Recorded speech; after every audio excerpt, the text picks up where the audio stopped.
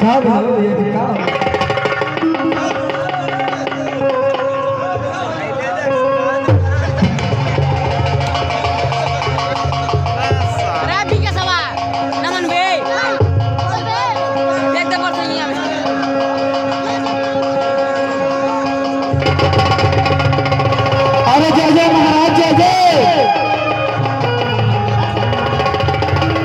जय महाराज जय जय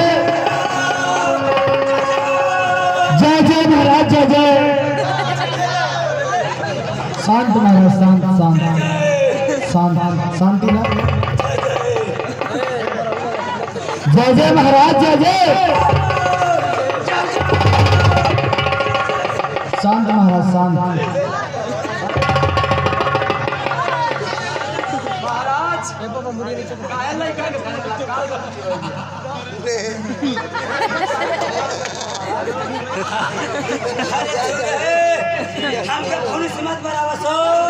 जय जय महाराज जय जय। शांत महाराज शांत शांत शांति शांति महाराज शांति। जय जय हाँ बोल बहुत मुझे याद आ।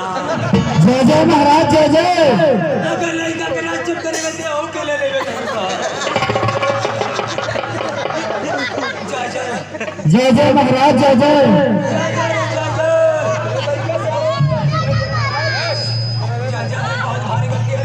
कौन बोलते हैं महाराज? जय जय महाराज जय जय। खुल के है महाराज खुल के। अब अरे खुल के उतरे हम खोल के पहले ही से आ रहे। ए महाराज इलाके में कौन बोलती बा? कहाँ भैया है? जय जय महाराज खुल के बतावा कहाँ भैया है लड़का के? देख हम खोल के बताओ कि एकदम ये लड़का बहुत गाज एक बार एक महीने में आए लड़ो। जय जय महाराज जय जय। वही समय लड़का के हम गए रहे। अच्छा जान रहे लड़का का पहले सो का कहला हो? खाना खैलो से छत्ते पर। हाँ खाना खैलो छत्ते पर अच्छा बगल में पीपर के मुतले हई। जय जय महाराज। ए महाराज छोड़ दे जाए दे एक रखे। अरे शांत महाराज शांत। जय जय महाराज जय जय। जय जय महाराज जय जय।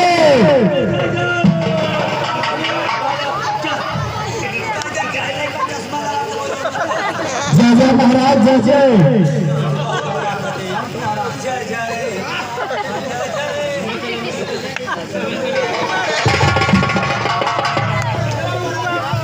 महाराज लड़का से गलती हो गई बा।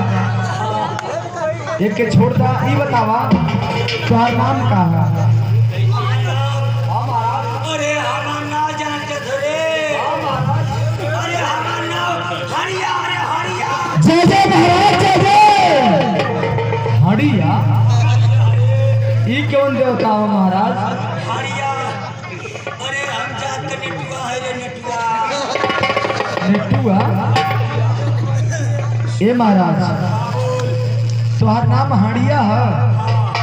ई बतावा अगर पूजा तोहर दे दी तो लड़का के छोड़ देबा? पूजा दे देबे तो एकदम लड़का के छोड़ दे तो वो पकड़ब ना है। ई बतावा तोहर पूजा का है? जौन मांगब तो देबे।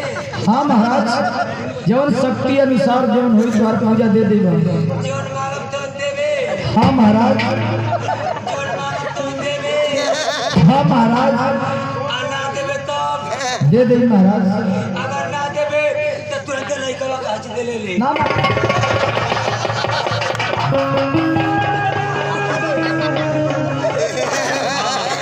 पूजा तोहर दे दे महाराज। हाँ तो ई जाने तो हर पूजा का हो का है महाराज? जय जय। अपन पूजा बतावल जा हम जरूर दे दे। पूजा हमार देबे। हाँ महाराज दे दे। मांगत है देबे। हाँ महाराज दे देबे रहो एकदम दे दे महाराज। खाली देख हमार पूजा जानते का हो हाँ हाँ जौन ढोलक बजावत हो हाँ महाराज ओकर पीछे का साइज दे दे हमके।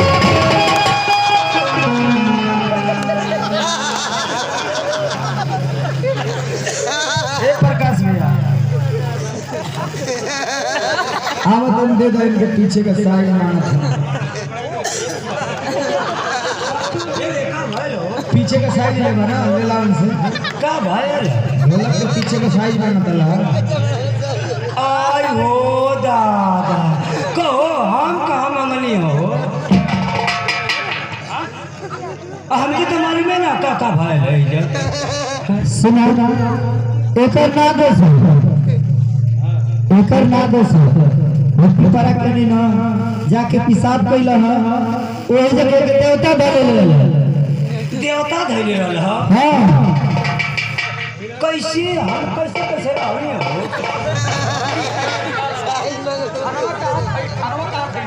खाना तो हम छत पे खैले रहले ई हमके मालूम ना हम कहाँ कहली। अरे घोड़ा जहाँ जाके पिसबिया कइला है पीपर का पेड़ रहला। आई हो भगवान ई कहा कि पिपरा के धक दबलस ना हां एकरे गली में का के इतना जनता में उभरल है। अच्छा ठीक बा हे भैया ऐसा मत करा लो बोलावा हो भैया आवा हऊ रहला हना पिपरा पकड़ना हऊ है मांगत रहना तो अरे भैया तो हम ना तो के मांगली है कहाँ कहलिए का हम रहली भैया आएगा जो भैया ना तो बड़ी मार वही पर आओ तो खाली ढोलक वाला के मांगा था गाने पिंजिया वाला के मांगा था।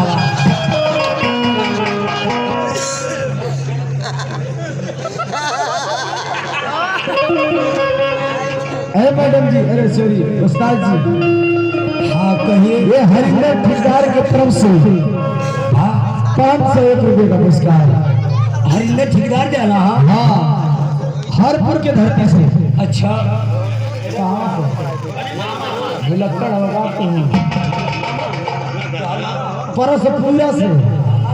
परसपुरा से ये 501 रुपये का पुरस्कार। हाँ और उनकी फरमाइश भी है का फरमाइश बा तो बिसरे न माई के सुरतिया। अच्छा ठीक है बोल देते चलिए बंद रख 500